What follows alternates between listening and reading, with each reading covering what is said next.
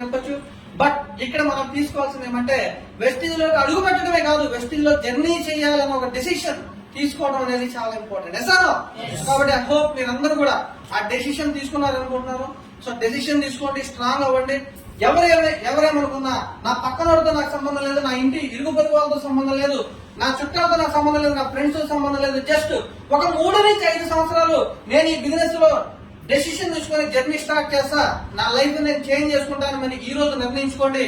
ఖచ్చితంగా రాసి పెట్టుకోండి. రాబోయే 5 సంవత్సరాల్లో అద్భుతాలు క్రియేట్ చేసేదారంటే ఎక్కడున్నా మనమే. ఎవరు ఇక్కడున్నా మనమే వెస్టిజియన్స్. ఎసానో కాబట్టి రాబోయే రోజుల్లో ఒక కార్ ఇచ్చేవారుగా ఉన్నందుకు మీకు, అలాగే రాబోయే రోజుల్లో ఒక హౌస్ ఇచ్చేవారుగా ఉన్న మీకు, రాబోయే రోజుల్లో ఒక ఫారెన్ ట్రిప్ ని అచీవ్ చేయబోయే మీకు అడ్వాన్స్ గా కంగ్రాచులేషన్ చెప్తూ ఒకసారి జోరుగా.